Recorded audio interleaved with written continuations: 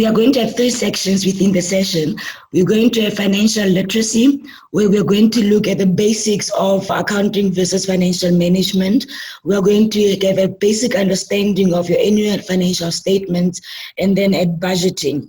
The second section is going to look at the financial plan within a business plan, looking at startup costs, where you get money from, borrow for your business, looking at the financial statements that you also need to prepare within a business plan. And then the last section we are going to look at is compliance within a business, as in the context of our country, South Africa. My name is Tserohatso Chifokoyo, and I live in Barkley West, a very small dot here in the Northern Cape. I'm a wife, I'm Christian, I love people.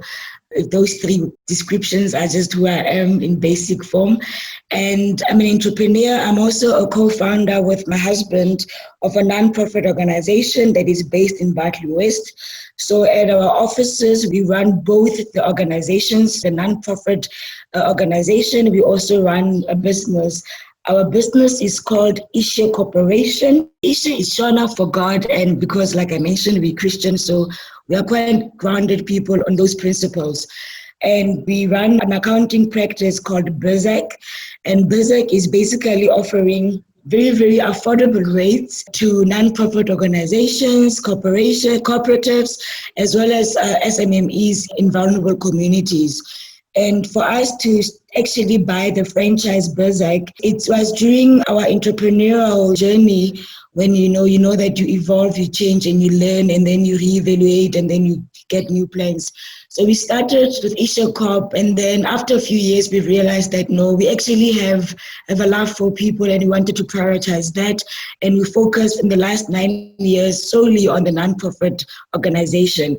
And during that time, we also realized that a lot of young people have also brilliant ideas. Also, a lot of nonprofit organizations, they need services that are not offered in certain vulnerable communities, like where I'm from in rural Northern Cape. So that's what basically encouraged and motivated us to buy the franchise and to start the business. By profession, I'm an accountant, not by choice. My father forced me to be an accountant. I basically wanted to be a social worker. I just wanted to help people. And at that time, I didn't understand why he was forcing me to do accounting. He basically gave me an ultimatum. He said, accounting or nothing, or you go work. So because I'm smart, I chose accounting. And his reasoning was that, being a social worker, being an activist is something that you don't need a qualification for necessarily, but it's very important to have a skill so that when you do need to make an income, you have a skill to do that. So at this moment, I'm very grateful for his wisdom during the time when I was standing in the queue to register in university. So that's basically why we have the business BizAC, the accounting and consulting company. And the other thing, I'm a registered business accountant in practice with Cyber. I've been doing accounting full-time for the franchise for a year now. But of course, I've been using my qualification, my expertise and skill in the workforce when I was in corporate. And I've also used it in our own entrepreneurial endeavors in the last 9 to 11 years. So that's basically me in a nutshell. So I just wanted to remind, participants that the 3 qualities that I really, really feel that are really important when you take on a business, when you take on a journey of wanting to change lives through entrepreneurship: patience, perseverance, and endurance. They say that these 3 virtues are virtues of a person with a strong and positive attitude. They are the 3 greatest survival skills, and I really can attest to that. Without these 3 and others, of course, it will be very hard to take on this journey. So it's very important to understand these 3 words, and they're quite distinct, but also quite similar. For instance, they say that endurance is patience concentrated. And I really like you to keep that mindset and to remember that during our presentation. So going to the first section of our presentation, we are doing financial literacy. And financial literacy is basically your ability to understand and be able to use what you know, with the knowledge you know, to make better decisions. And what it would mean for you as a business owner, as somebody who's got a change action project idea, is that you'll be able to understand your financial reports, what they actually mean. You'll be able to look at your financial statements and say, okay, this is money that came in, this is money that went out. Or you'll be able to look at a balance sheet and be able to say, whoa, something is not looking good in my business. So you'll be able also to have an accurate knowledge and understanding of your bookkeeping and to do your bookkeeping within your business. You'll be able to understand, reports and other key indicators that will be able to be directing you in your business. You're able to also focus on strategies that will help you grow your business wherever you want to take it. Because obviously, when you start a business, you set targets, you have in mind what you want to achieve, you know why you want to start your business. So it's very important to have the financial literacy as a foundation in a business. So there's a lot of confusion usually with accounting versus financial management. Accounting and financial management are two different things. An accountant is basically somebody that analyzes reports, that does the reporting. And financial management is actually the analysis of those reports of the business. It looks at the whole perspective of a business. So accounting and financial management are two different things, but they're very important, in their respective responsibilities within the business. Becoming financially aware will provide you with a very solid understanding of your key financial reports. You'll be able to understand basic accounting concepts. You'll be able to better manage, people that owe you money, people that you owe money, your debtors and creditors. You'll be able to monitor your income and expenses, how you're doing in your business.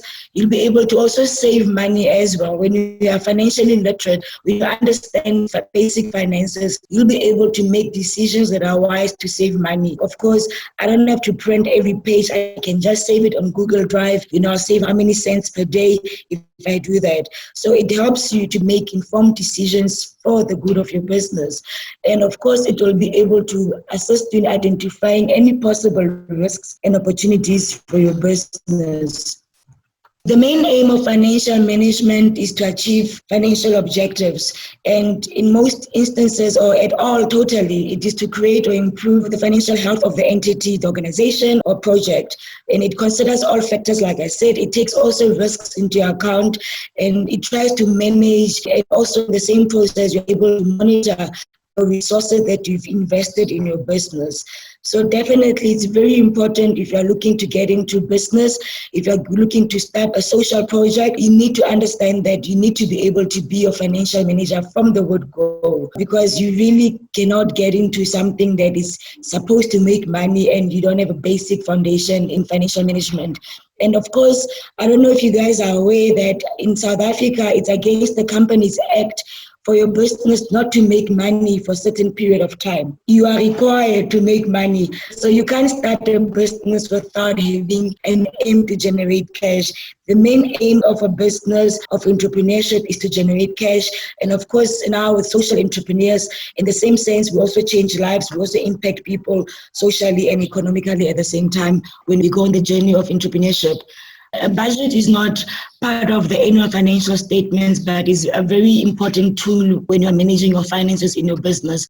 There are actually four or three basically sets of financial statements. You've got your income statement that gives you your profit or loss for the year. And in recent years, it's got a new name. It's called the profit or loss statement, but most of us know it as the income statement.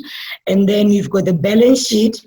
The balance sheet reflects your total assets, like what the business owns, and liabilities of the business. So liabilities are things that you owe, like loans. And if you've borrowed the business money, that's a liability. If you owe people money, that's a liability. So a balance statement reflects that your net asset value of a business. And the net asset value is the difference between what you own and what you owe. And if what you own is more than what you owe, then it means your business is solvent. It's good. It's doing well. You don't don't want to be in a position where what you owe is more than what you own in a business. And then another set of statement is a cash flow statement, which basically measures the cash inflow and outflow of your business. So what money has gone in and what money has gone out. So we'll be able to look at that in a moment.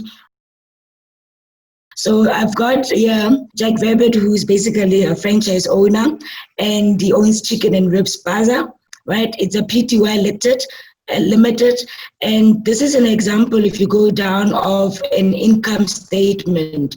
An income statement, basically, like I explained, it's your income and your expenses. So it shows on Jack's business, it shows what he has brought in, his sales, because Jack actually provides a product, it will be sales. But in the case where Miponi, if she's looking to go into media, it will mostly should be providing a service in some instances. So that would be services offered. And then the cost of sales is what has gone into the business to make that sale, to be able to provide the chicken. So in Jack's case, his cost of sales might be chickens, might be electricity, oil, all the ingredients he needs to provide his product. And then if you look at expenses, like operating costs, actually that's where electricity will go in. Operating costs are what you need in your day-to-day business to be able to make the money. So in that operating cost, you'll have things like rent, things like electricity, levies and taxes, petrol, any other expense that you incur within the entity that Jack would have incurred. And member salary, that means the salary that he pays himself per annum. Jack earns 250,000 per annum, which is really fantastic for a new franchise. And then Jack is a business that has to pay tax, but in South Africa, we actually, SMMEs have a tax relief. I think I'll share that when we're doing the compliance later on in the session. And if you go down, you look at the balance sheet, like I explained, it shows you where the position of your company, your entity, where your assets and your liabilities, what you own versus what you owe. So Jack in his business, he's got assets with 250,000 rand, current assets with 37,000, and then equity and liabilities. He's made a profit in the current year of 30,000 rand. And what he owes his liabilities, long-term liabilities. For instance, we saw earlier that Jack took a loan. So a long-term liability would be like a long-term loan, like with the banks now, maybe they give you 5 years or 10 years to pay back a loan that you take up, and that would go under your liabilities because you owe the bank money. And then current liabilities would be your short-term loans, like if you take an overdraft on your credit card, if you owe SARS any money and you have to pay within a short period of time, that will give you a balance sheet, right? And then the cash flow is the money that goes in and the money that goes out. This cash flow statement is a simple cash flow statement. It can actually look more complicated than this and longer than this. So basically here for Jack's business, it's showing what money came in, what he made, his sales for the year, and what he paid out, and then the money that he spent in the business to make a profit. And it basically shows you, Jack, you can see cash flow deficit after paying everything. He's running at a loss. Jack does not have good cash flow at all. So basically, this gives you the basic 3 set of financial statements. Your balance sheet also can include your equity, or you can have an equity statement that is separate from your balance sheet, and that would mean there would be 4 instead of 3. But most businesses, they just make them the 3, and that's basically the set of financial statements that you're required to have record of in your business. Going forward, this is part of some accounting that we can do to show you what we just did. This is an accounting quadrant. So what we see on the top left side is the expenses, which actually it's a reflection of your income statement. On your right is your income. So in accounting, your expenses, we debit. Anything that goes out, we debit. Expenses are things like accounting fees to pay your accountant, doing your books, for giving your tax clearance, any other services that accountant is giving you. You've got expenses like salaries, electricity, water, gas, communication, internet, that will be debited in your income statement. And then income is something that is credited. It's on the right side, and income would be sales if you're selling a product. It will be services if you're providing a service. Or for instance, if you're a consultant, it would be consulting income or consulting fees, etc. And then other such sources of income you could have is rental income, dividends income, or interest received. as if you've got a positive balance at your bank, and then you'll receive some interest. At the bottom of the quadrant, you see on your left side, that reflects your balance sheet. Assets are debited in accounting. So assets are things that you own, which are your vehicles for the company, property that you might own. Maybe you own your offices, or you are working from home and you own the house, and you're looking at the positive bank balance is an asset because it's a good thing you own it. And then people that are owing you money also is an asset. And then if you're looking at the right side, you're looking at liabilities, what you owe people, what your business owes people. So loans that are repayable to the bank or to your sister, to your friend, anybody that has given you a loan to start up your business, any VAT that you need to pay if you're VAT registered, and then overdraft facility that you have, your short-term liabilities, if you have to pay your suppliers, if Jack has to pay the chicken farm for the chickens that are supplying him, the oil at Pick n Pay. And this is basic accounting that any business owner or startup entrepreneur should actually know, so that you know that you income statement, you've got expenses that you debit, income, what is coming in, and then in the balance sheet, you need to own things to make the money, and then naturally, most of us will have liabilities, you need to pay money. You know that you need to use money to make money, spend some money to make some money. For now, I actually have a video to share for some motivation, some encouragement for our new entrepreneurs. What's stopping you? Are you too tired? Didn't get enough sleep? Don't have enough energy? Don't have enough time? Is that what's stopping you right now? Don't have enough money? Is that the thing? Or is the thing that's stopping you, you? Excuses sound best to the person that's making them up. Stop feeling sorry for yourself. Get off the pity potty. Telling everybody your sad and sob stories, trying to get people to show up to your pity parties and your pity parades. If you ever see me in a Rolls Royce, a 6 or 7-star hotel, living my life to the fullest, don't get jealous of me, because I worked my ass off to get it. Nobody handed me nothing. Wake your ass up. Awaken the beast inside. It's game on. It's go season. It's time for you to take advantage of the access and the resources that you have in your country and your community. You got a problem with your life. You got a problem with your environment. Do something about it. If you want it, go get it. Recognize the excuses are not valid. They're conjured up, they're fabricated, they're lies. And how do you stop the lies? You stop the lies with the truth. And the truth is, you have time. You have the skill, you have the knowledge and the support and the willpower and the discipline to get it done. The fruit of everything good in life begins with a challenge. Everything is uphill that's worthwhile. And it's not going to come to you, and it's not going to fall in your lap, and it's not going to be something that, oh my God, it just was so simple. It's always going to be difficult. If you want it, you gotta go get it. This is your chance. This is your shot. This is your moment. This is your time. This is your place. This is your opportunity. This is my time. This is my moment. Tomorrow. Ain't no such thing as tomorrow. We only got today. It's your dream. If you wanted to have it, get your butt up and make it happen. If you wanted to have it, rise and grind. You still got work to do. Stay on that basketball court. Stay on that football field. It's grind season, homie.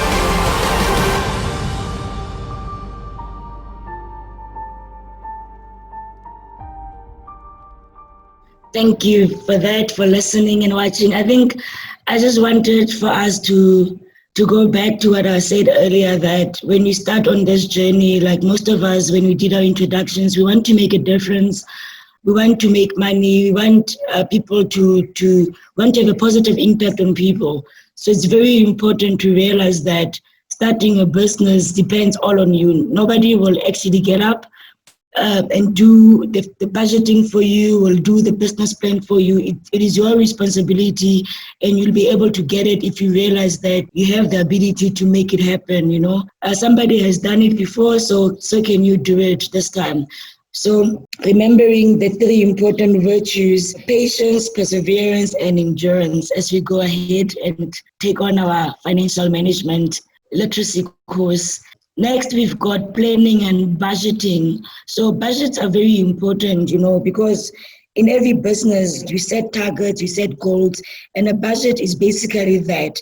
A budget is something that you draw up as a business owner, and then you'll be able to navigate and to be able to see what you set yourself up to do.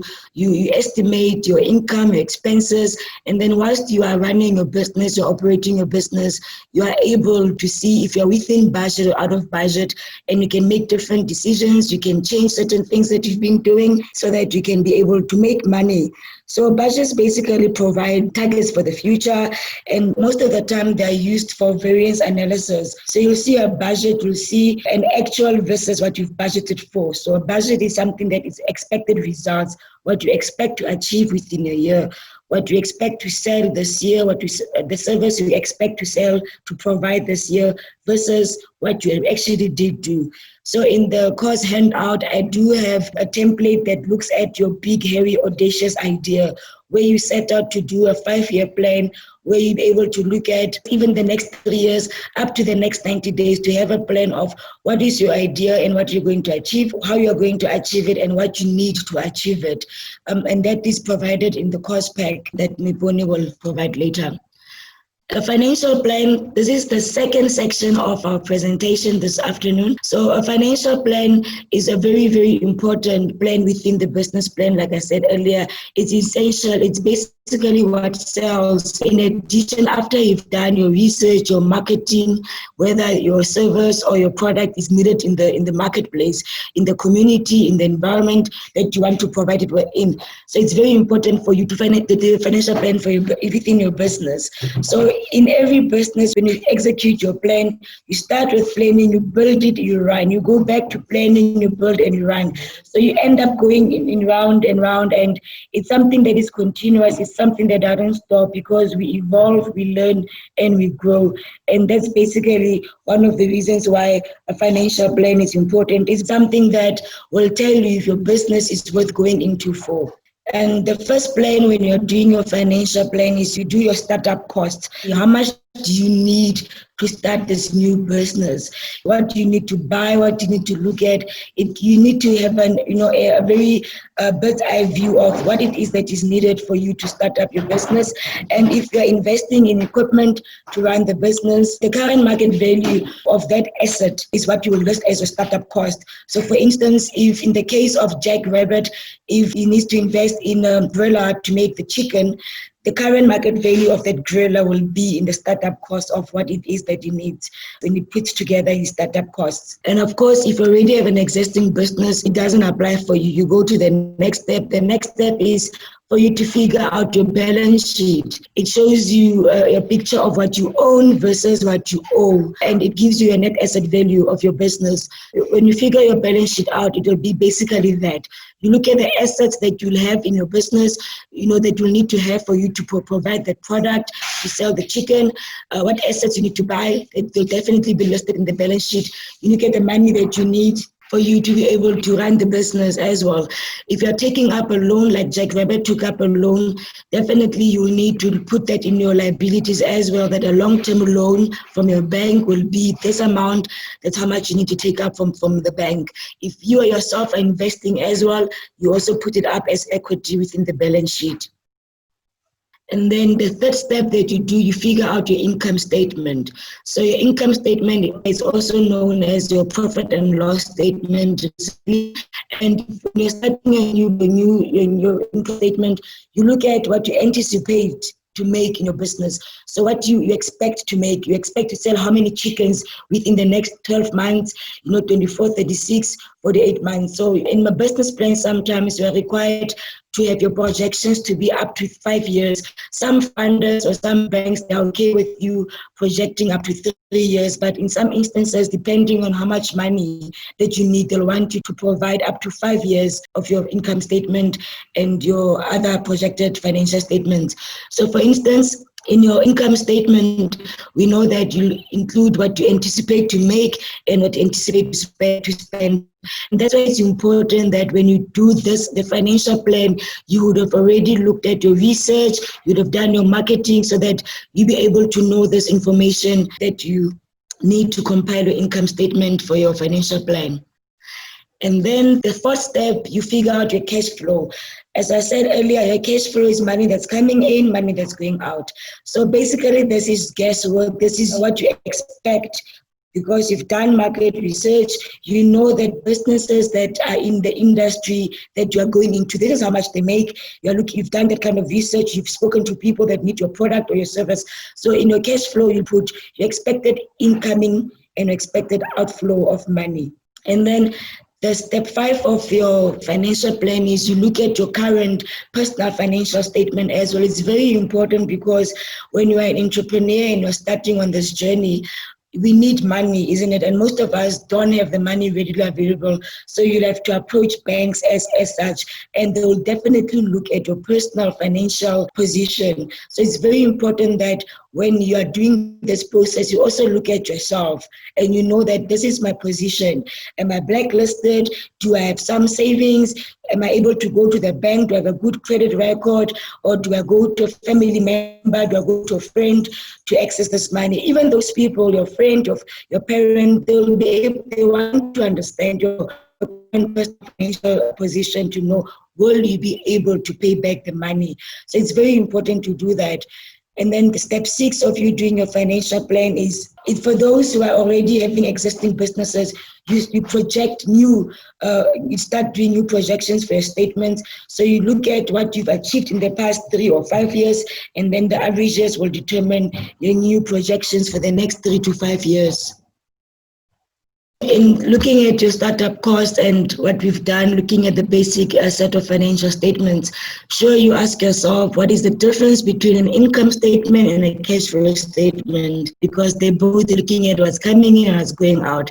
So basically, a cash flow statement, the difference is that in a cash flow statement, it's looking at including things like down payments on a loan, VAT payments, but it excludes items like debtors. So that's basically the difference. People that you owe money and also people that owe you money, it excludes them.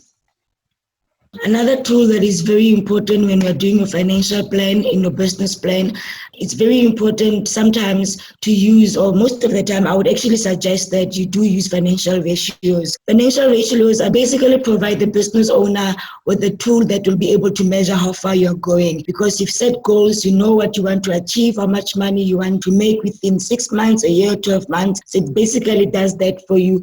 It also allows you to compare yourself with a competitor as well as within the industry to compare yourself with the industry norms. So we are going to look at 3 financial ratios, which are the 3 that are very important and required in a business plan.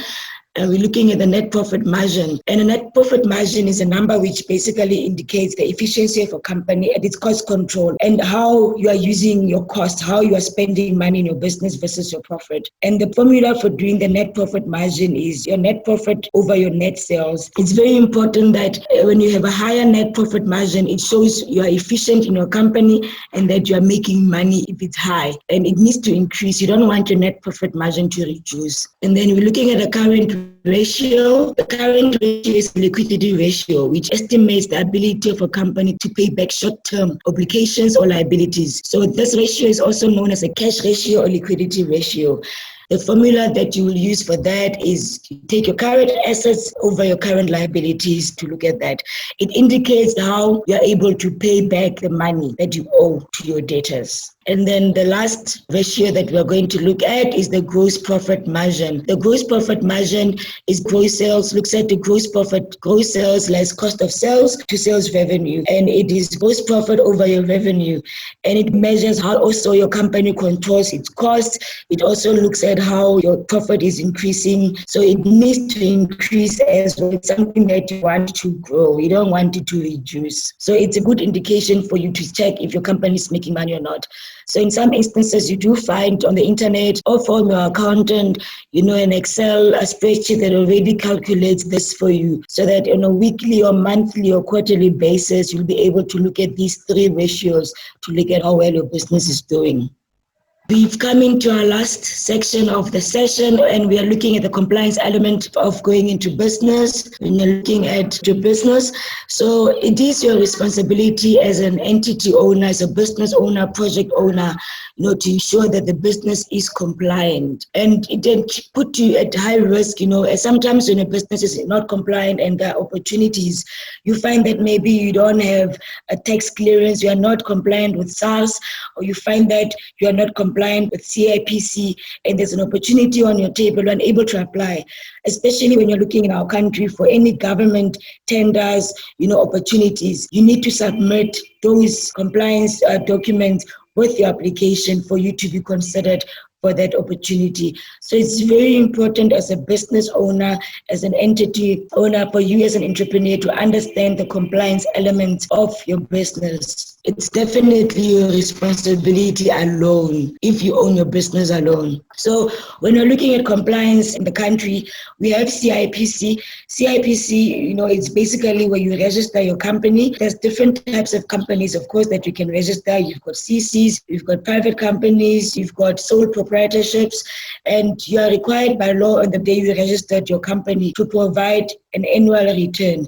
So an annual return is definitely compulsory, and for you to submit your annual return, you definitely need your accountant to have completed your financial statements, because when you submit your annual return, in some instances, they require you to submit your annual financial statements. And then if you do not submit your annual financial statements in time, they usually have a penalty that you pay. And it is very dangerous, because if you don't pay your annual returns, your company will get deregistered. So you don't want that, because that means you have to re-register, and it will be very costly on your part, because you might even lose the history of that company once it's deregistered.